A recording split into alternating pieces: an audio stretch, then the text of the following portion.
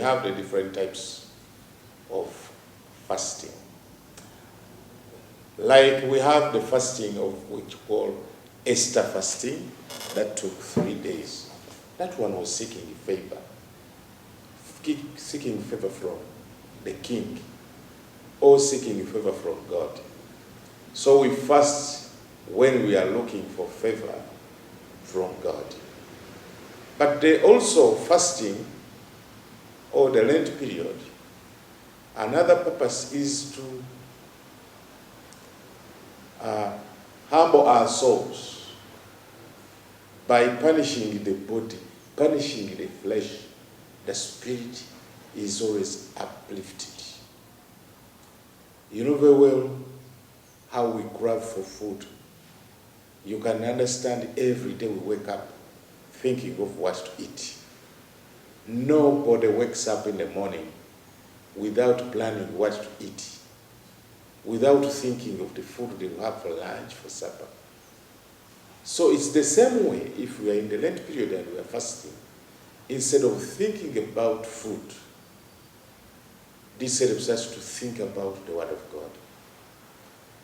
Because this is exactly happened when Moses was with the children of Israelites, the children of Israel in the desert, whereby he told them, man shall not live by bread alone, but also by the word that comes from the mouth of God. This is the same that Jesus Christ used when he was challenging the tempter. The devil was asking, if you are a son of God, make these stones to be food. And Jesus said, man shall not live with bread alone. Bread represents food. I think in the Jewish understanding, bread means food. But here let us talk about food, not bread alone. Man shall not live with bread alone. So the time we spend to plan for food, the time we spend looking for food, should be the time we spend thinking about the Word of God. Should be the time we spend looking for the Word of God to nourish our spiritual life. Thirdly, fasting in the Lent period should bring us to care for the needy. This is what God talked about in the book of Isaiah. He said, this is the fasting that I ask for, to help the needy. So it's always important. Help the needy, help the relatives, help those who are staying with you. You give, you forego all your needs and your desires for food and material things so that you help those in need that food. That's what God is calling us for. This is the fasting, personally, I always want to go for. Leaving the food, the good food, because sometimes it is taught that during the Lent period, you can leave the good food. Sometimes that's the Daniel fasting. Daniel fasting is whereby you leave the beef, the oils, the bread, the eggs, all the dairy products, the poultry products. You leave them. You don't eat, you go vegetable. You eat what we can call bad food. You can have beans and portion.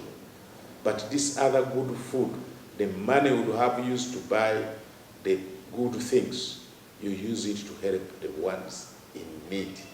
Sometimes people make a mistake by abstaining from good food, but at the same time keep their money, which they would have used to buy those good things.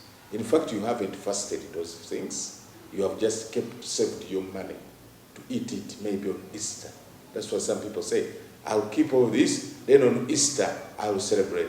Brothers and sisters, as Christians, our call is that we discipline ourselves, we abstain from good food, we abstain from expensive food, eat the local food, eat the small food, in order to use the money for paying for eggs and meat and all that to help someone.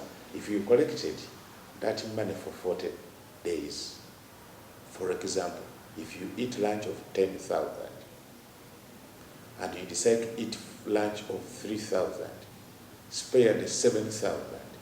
7,000 times 40, that is around 280. If you saved the 208,000 to help someone in need, that money is even enough to pay for school fees for somebody's child, is enough to feed the children that are starving, to serve something, at least to take care of a child in a same baby's home. So you punish yourself, you abstain from good food to give care and help to those ones in need.